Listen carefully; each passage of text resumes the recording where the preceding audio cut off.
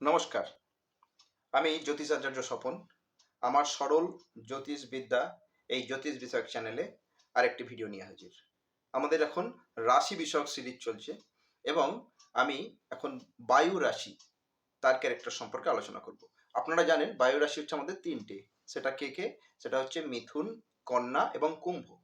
বায়ু রাশির আলাদা আলাদা তাদের গুণবৈশিষ্ট্য থাকে, কিন্তু এই যে বায়ু রাশির কমন যে ট্রেডটা থাকে, আমি সেই বায়ু রাশির কমন ট্রেডটা বলবো। বায়ু রাশির কমন ট্রেডটা কি কি? বায়ু রাশির কমন ট্রেড হচ্ছে এদের মনোজগতের সঙ্গে একটা সম্পর্ক নিবিড় থাকে। মনের সঙ্গে সম্পর্ক, মনোজগতের সম্পর্ক। এরা ভীষণ সহনশীল হয়। সহনশীলতা একটা স্বাভাবিক ধর্ম।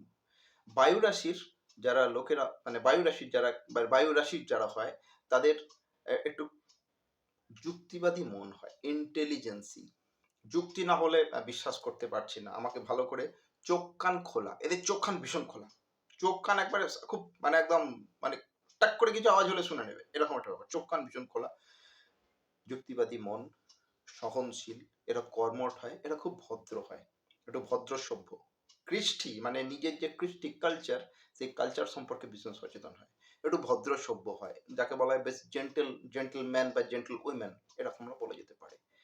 ক্যালকুলেটিভ মাইন্ড হয়, খুব কর্মঠ হয় এবং প্রচণ্ড, যদি যারা কাজ খুব বেশি করে, প্রচণ্ড কর্ম করার ফলে সাধারণত একটু স্নায়বিক দুর্বলতা বা স্নায়বিক সমস্যা এদের দেখা যেতে পারে। অনেকের বার্ধক্যের সময় বা বার্ধক্যের পর দেখা যায়, কিন্তু একটা স্নায়বিক সমস্যা দেখা যেতে পারে।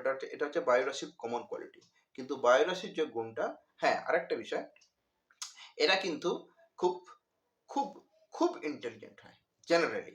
আর ওই ইন্টেলিজেন্সির জন্য কিন্তু বায়ু রাশির একটা গুণ, ইন্টেলিজেন্সির জন্য কিন্তু এদের আহ, অন্যকে বুঝতে খুব সহজে বুঝে যায়।